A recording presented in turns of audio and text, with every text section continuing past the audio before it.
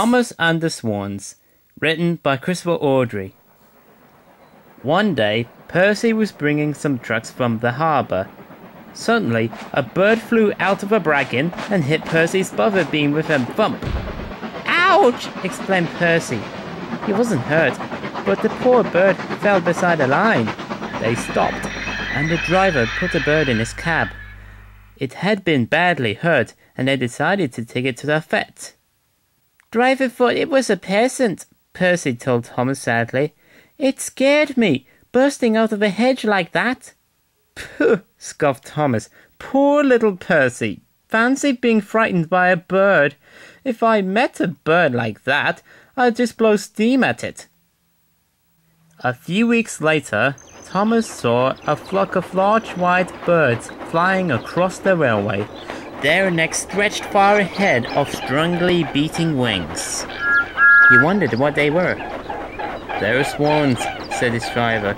"Swans are wild birds once, and some still belongs to the Queen." "What does she want them for?" asked Thomas. "And why are they here? Did she see them when she came to see our railway last year?" His driver laughed. "Oh, no, Thomas," he said. "Only the swans on a river near her castle belong to her. But all swans are protected birds. That means no one must hurt them."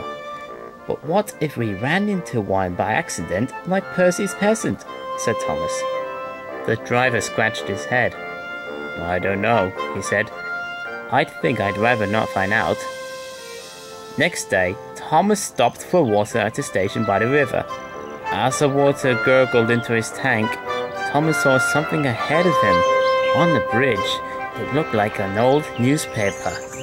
"It's a very clean old newspaper," thought Thomas as he started away. But his driver had noticed it too. Suddenly, he put on the brakes. When they stopped, Thomas realized that it wasn't a newspaper. He was face to face with a large, very cross swan. "Sss," said the swan. "Oh!" exclaimed Thomas in alarm. His driver and fireman climbed down from a cab and went carefully forward. The swan struggled to its feet and came towards them. Thomas tried to back away, but he couldn't. His driver and fireman had problems of their own. The swan arched its neck and spread one wing wide. "Sss," it said again. Thomas jumped and let off steam. This made the swan crosser than ever, and it pecked at Thomas's driver. The driver and fireman hurried back towards the cab. The driver climbed up while the fireman went back to the station for help. "The bird has a broken wing by the look of it," the driver explained. "It flew into a parapet of a bridge, I expect."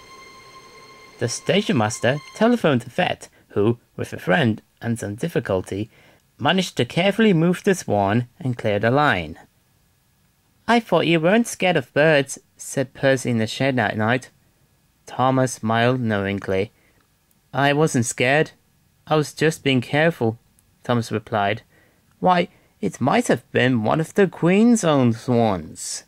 You wouldn't have wanted me to hurt that, would you?" The end.